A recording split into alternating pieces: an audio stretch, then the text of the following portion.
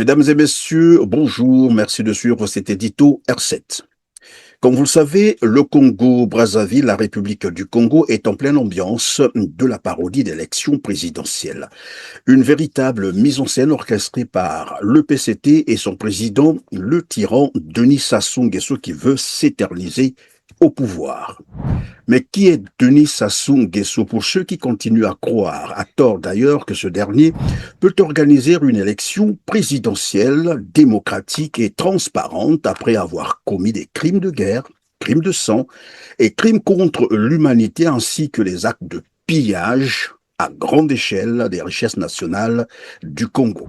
Des centaines de milliers d'euros, de millions d'euros évaporés dans ce qui s'apparente au pillage de tout un pays où le revenu moyen par habitant n'atteint pas 5 euros par jour. Le premier volet de cette enquête, intitulé « Le président, l'intermédiaire et les millions envolés », raconte comment l'arrestation de cet homme d'affaires, Lucien Ebata, un proche du président Denis Sassou Nguesso, mis en examen en France en 2021 pour blanchiment et corruption active, comment son arrestation a permis la mise au jour d'un puissant système financier occulte au profit du clan du président Denis Sassou Nguesso, arrivé au pouvoir pour la première fois, on le rappelle, en 1979, une affaire qui a commencé en janvier 2012 à l'aéroport de Roissy où Lucien Ebata s'était fait arrêter en possession de sommes stupéfiantes en liquide, 182 000 euros et 40 000 dollars en espèces non déclarées, au cœur de ce système de détournement présumé. Une société, la société de Lucien Ebata, la société Orion, du nom de la constellation symbolisant la force dans la mythologie grecque. Une entreprise moins poétiquement immatriculée aux Seychelles avec l'aide du cabinet d'avocats Mossack Fonseca, un nom qui vous dit sans doute quelque chose puisqu'il s'agit de la société qui s'est retrouvée au cœur du scandale d'évasion fiscale des Panama Papers.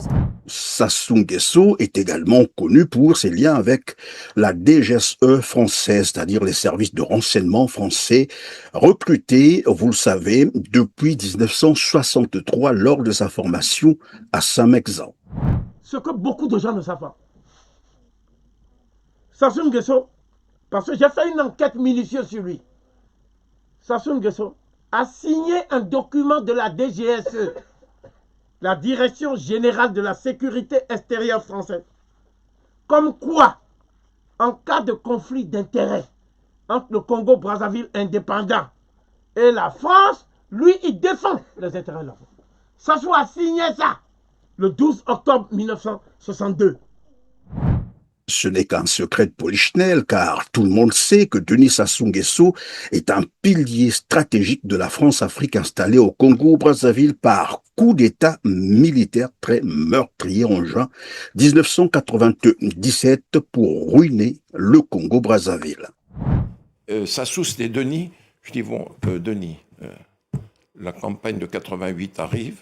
Il est bon que tu puisses contribuer au financement de ton ami Jacques. Et il disait, OK, banco, on y va? Tout de suite. Tout de suite. Tout de suite. C'est vous qui demandiez les sommes, c'est eux qui décidaient? Non, c'est eux qui décidaient. Mais jamais ça n'est descendu en dessous d'1 million de dollars. Jamais. Jamais. Comment ça se passait? Ils envoyaient c'est vous qui rameniez l'argent? Non, c'est surréaliste. Je rentrais sur Paris. Le chef d'État m'appelait. Il me dit, je t'envoie Monsieur X, prends rendez-vous avec Jacques. En faire un État terroriste, en maintenir la terreur par des violences politiques et des crimes contre l'humanité et désorganiser le fonctionnement de l'État congolais pour évidemment faciliter le pillage du pétrole congolais et d'autres ressources naturelles que dispose le Congo par des multinationales étrangères et surtout maintenir le Congo sous la coupe réglée de la France. L'implication de la France dans des crimes de guerre, crimes contre l'humanité commis au Congo-Brazzaville n'est plus à démontrer. Plusieurs épisodes dramatiques, des crimes de guerre, crimes contre l'humanité à répétition commis à huis clos au Congo-Brazzaville par Denis Sassou Nguesso, l'homme de la France-Afrique, n'ont curieusement jamais interpellé la France tant que ce dernier sert correctement les intérêts français, même en violation grave des droits de l'homme. Entre décembre 98 et décembre 99, il y a eu au Congo-Brazzaville plus de massacres, plus de morts, plus de viols systématiques, plusieurs dizaines de milliers, qu'il n'y en a eu au Kosovo, en Tchétchénie et à Timor-Est réunis dans la même période. Regardez la manière dont on a couvert ces trois événements et la manière dont on a couvert le Congo-Brazzaville, rien du tout. Je dirais plus personne qui ose lever le petit doigt au Congo-Brazzaville, et on pratique ce qu'on appelle le dialogue sans exclusion. Et tout cela devrait être couronné par des élections truquées qui permettraient d'installer pour encore un certain nombre d'années M. Sassou Nguesso à la tête du Congo-Brazzaville pour le plus grand profit de la France-Afrique. Ce qui est quand même tout à fait stupéfiant et que je n'ai jamais vu dans aucun autre pays, c'est à quel degré l'ensemble de l'éventail politique, y compris la gauche modérée, y compris une partie du Parti communiste, y compris l'extrême droite bien entendu, soutient intégralement M. Sassou Nguesso. On a vraiment l'impression que c'est le personnage clé qui défend le sort du rôle de la France en Afrique. Sassou Nguesso. Ici, vous êtes nombreux à connaître Nguesso, le président de Congo-Brazzaville, qui a sur la conscience et du sang sur ses mains en centaines de milliers de personnes. Il a laissé se perpétrer sur son territoire les pires exactions, le viol des femmes et les assassinats en masse. Et nous nous souvenons que dans une enquête menée en France sur le mort du Beach, Chirac a fait libérer le directeur de la police congolais au milieu d'une nuit. Nguesso, c'est aussi les biens mal acquis à Paris. Nguesso, c'est des dizaines de comptes bancaires et sans doute 20% du PIB du Congo, un des pays les plus malheureux de la Terre, détournés par Nguesso. Posez-vous également la question de savoir pourquoi la presse française ne parle quasiment pas du procès sur les massacres du Beach de Brazzaville, dite l'affaire des disparus du Beach. L'affaire des disparus du Beach. 1999. 353 jeunes réfugiés congolais partent en bateau de la République démocratique du Congo direction le Congo-Brazza. Un retour dans leur pays après avoir fui la guerre civile. Une fois accostés au Beach, le principal port de Brazzaville, on ne les retrouvera jamais. Selon des ONG, des policiers les auraient arrêtés pour les interroger avant de disparaître. D'autres sources parlent d'un massacre commis par les hommes du pouvoir. 3 ans plus tard, une enquête est ouverte en France au nom du principe de compétence universelle. Principale personne visée, 15 hauts gradés de l'armée de la police congolaise, dont Norbert Dabira, mais aussi le chef d'État Denis Sassou Nguesso. Voici plus de 20 ans que ce procès est pendant en France malgré la compétence universelle que jouit la justice française et la jurisprudence sur les cas Vladimir Poutine, président russe en exercice, et Benjamin Netanyahou, premier ministre israélien aussi en exercice, tous deux visés par des mandats d'arrêt internationaux pour crimes de guerre et crimes contre l'humanité. Il convient aussi de relever le silence observé par la France sur la détention arbitraire, voici 10 ans, du général Jean-Marie Michel Mokoko, un des vainqueurs du premier tour de l'élection présidentielle de mars 2016, et du député André Okombi Salissa, lui également ancien candidat à l'élection présidentielle de mars 2016. Ils étaient 3 ce jour-là à donner une conférence de presse. Guy Brice Parfait Kolela, l'ex-André Okombi Salissa. Que les dés sont pipés d'avance. Nous avons confiance aussi que le peuple va être vigilant. Le pouvoir s'enfonce dans une fraude massive. Près de 6 ans plus tard, l'un d'entre eux, Guy Brice Parfait Kolela, est décédé. Les 2 autres, Jean-Marie Michel Mokoko et André Okombi Salissa, sont en prison, arrêtés tour à tour en juin 2016 et janvier 2017. Les 2 opposants ont été jugés par la Cour criminelle en 2018 et 2019 et condamnés pour atteinte à la sécurité intérieure de l'État et détention illégale d'armes et de munitions de guerre. Les condamne à la peine de 20 ans de détention criminelle. En amont de leur procès, leur détention avait été jugée arbitraire par le groupe de travail du Haut Commissariat des Nations Unies aux droits de l'homme, qui avait préconisé leur libération immédiate et l'ouverture d'enquêtes sur les circonstances de leur incarcération. Un dossier abordé lors d'un récent entretien avec le président congolais. Un groupe d'experts de l'ONU a demandé à 2 reprises la libération de Jean-Marie Moukoko et Okombi Salissa, 2 opposants. Pourquoi une solution politique demande? Pourquoi une solution politique n'est pas possible? Qui a demandé, vous dites? Le groupe d'experts des Nations Unies. Les experts, ouais. Les experts de l'ONU. De l'ONU. Cette demande ne nous a pas encore été exprimée. Dans le dossier Okombi Salissa, l'État congolais a répondu au groupe onusien par courrier. Dans le dossier Mokoko, il a accusé réception de l'avis onusien sans répondre, précise son avocat. Pour le président Sassou Nguesso, ces dossiers ne seront réglés que par les autorités congolaises compétentes, jamais, dit-il, à cause des pressions qui viennent de l'extérieur. Le génocide à huis clos dans le département du Poul qu'il a fini par avouer en septembre 2025, ainsi qu'à Ikonongo et actuellement l'exécution de plus de 400 jeunes civils congolais sans procès sous le prétexte de lutte contre le banditisme. C'est ici le cas de comprendre que le silence observé par la France face à tous ces crimes est fort probablement une stratégie pour la France qui consiste à protéger son soldat, le criminel Denis Sassou Nguesso, au service des intérêts de la France-Afrique. Je crois que vous le savez, la sécurité présidentielle a fait partie des opérations dans le pool. Les unités de la sécurité présidentielle ont participé aux opérations dans le pool avec succès. J'ai ordonné qu'elle intervienne aussi, comme j'avais ordonné aussi qu'elle intervienne lors des opérations dans le pool. Aviez-vous déjà entendu parler de l'opération Pélican? Sinon, je vous rappelle, Pélican, c'est le nom d'un oiseau, mais c'est aussi une référence que chaque Congolais conscient devrait apprendre à dénoncer. C'est sous ce nom de code que la France avait décidé le coup d'État militaire de juin 1997, un événement tragique qui a coûté la vie à plus de 400 000 Congolais. Il y a un autre point que je voudrais évoquer, c'est que nous avons eu dans les années 90, dans une ancienne colonie française, le Congo, une guerre civile qui a fait 400 000 morts sur 4 millions d'habitants, c'est-à-dire 10% de la population. On n'en parle pas non plus. C'est aussi ce coup d'État militaire qui a détruit la démocratie congolaise naissante et précipité le Congo-Brazzaville dans un chaos marqué par une barbarie humaine orchestrée par des mercenaires et des armées étrangères.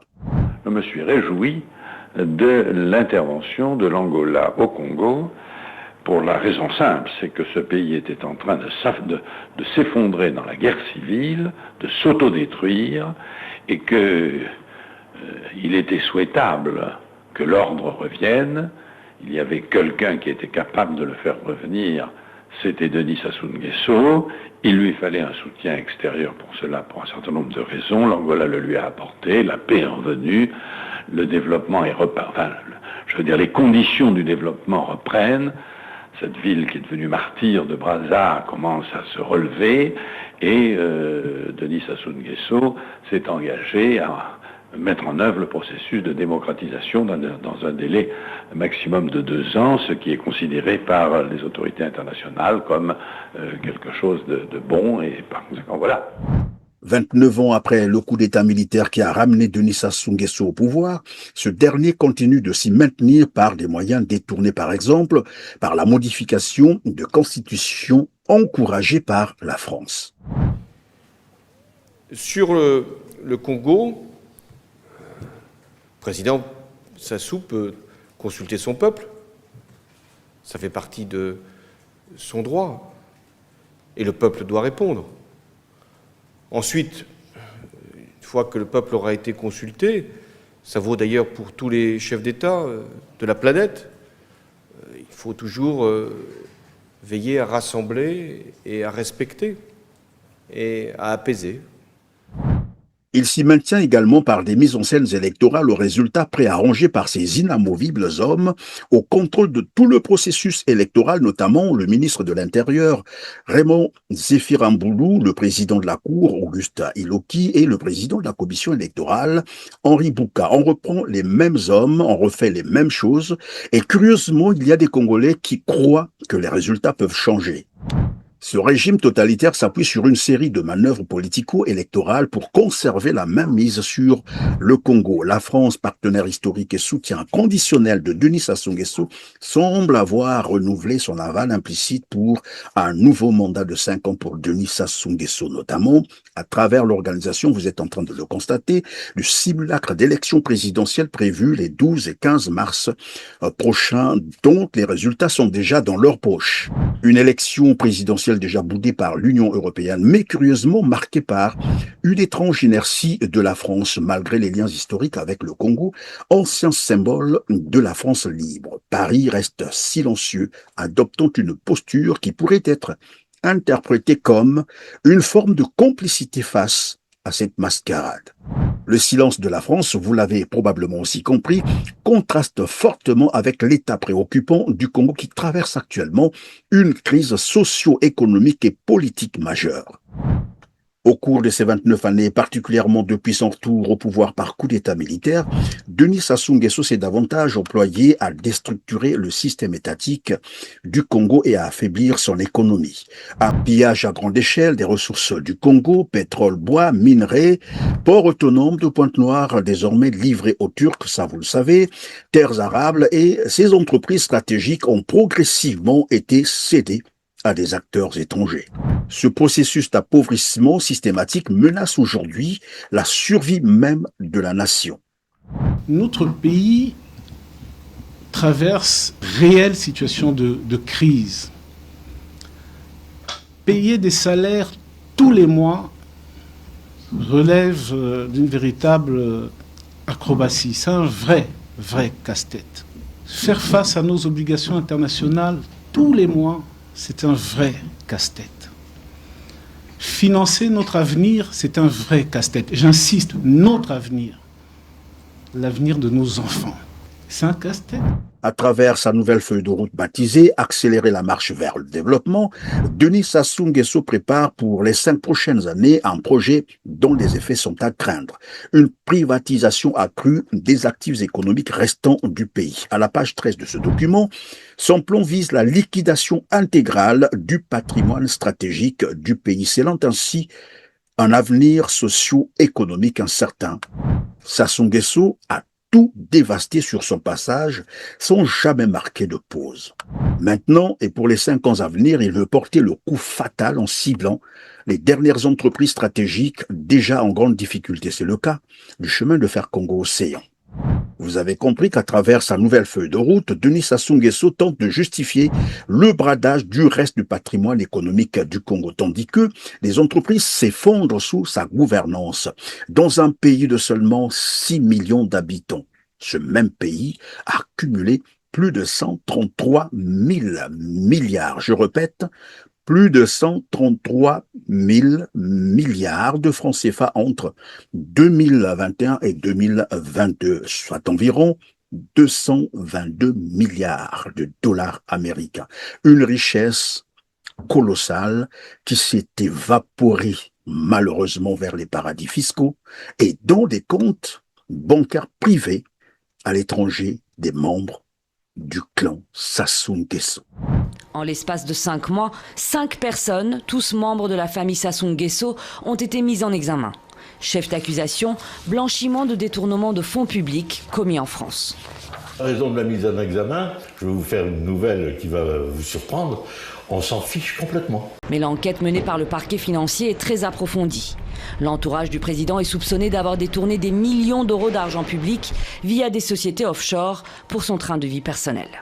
Parmi les avoirs saisis en France, plusieurs biens immobiliers dans des quartiers huppés, dont la Villa Suzette à Vésiné, des voitures et de nombreux produits de grand luxe. Pour ce qui est du clan Sassou Nguesso, l'essentiel est fait. L'inventaire du patrimoine, c'est fait, les mesures de saisie sont faites. Il y a sans doute encore un certain nombre de vérifications ou des membres du clan à mettre en examen. Oui, on pourrait s'acheminer vers une clôture de l'information à la fin de l'année et un procès peut-être fin de l'année prochaine. Ce n'est pas tout. Denis Sassou Nguesso a également dilapidé 14 000 milliards de francs CFA, soit environ 26 milliards de dollars américains, l'équivalent de 7 années budgétaires du Congo initialement, prévu pour le Fonds de garantie des générations futures. Où va l'argent des générations futures? des générations futures, ce qu'il est pour les générations futures est gardé pour cela. Et on ne va pas donner à cette demoiselle, non? Il existe une réserve aujourd'hui pour ces générations futures, Monsieur le Président? Mais c'est l'objet, non, du projet. Réserve pour les générations futures, oui. Si la marche vers le développement, selon Denis Sassou Nguesso et son PCT, a consisté à mener le Congo à un état de ruine, 65 ans après son indépendance, et ce, malgré d'énormes ressources économiques que dispose le pays, alors l'accélération de cette marche a clairement pour objectif de détruire les dernières entreprises stratégiques encore en activité. Des entreprises stratégiques qui relèvent pourtant de la souveraineté nationale sous le prétexte de privatisation qui privera le Congo de ses dernières ressources économiques. Pour ceux qui le souhaitent, nous vous mettrons dans le fil d'actualité juste en bas de cette vidéo la liste d'une centaine d'entreprises qui ont fermé sous Denis Sassou Nguesso. Donc vous comprenez que sa nouvelle approche de privatisation, croyez-moi, la misère et la souffrance vont amplifier et va entraîner la population vers une situation encore beaucoup plus tragique. Je crois vous l'avoir dit en amont que la mise en scène électorale des 12 et 15 mars 2026 est un non-événement. La seule manière pour libérer le Congo-Brazzaville de ce régime prédateur et colonial instauré par la France-Afrique réside probablement dans une révolution populaire pour sauver l'essentiel. Dans le contexte actuel, l'élection présidentielle factice, il faut le dire comme ça, n'est qu'une distraction. Mesdames, Messieurs, merci de nous avoir suivis. Les petits gestes pour nous encourager, c'est de cliquer sur le petit pouce en l'air juste en bas de la vidéo, de partager cet édito et de nous dire en commentaire ce que vous pensez de cette élection. Vos opinions comptent pour nous. Merci et à très bientôt.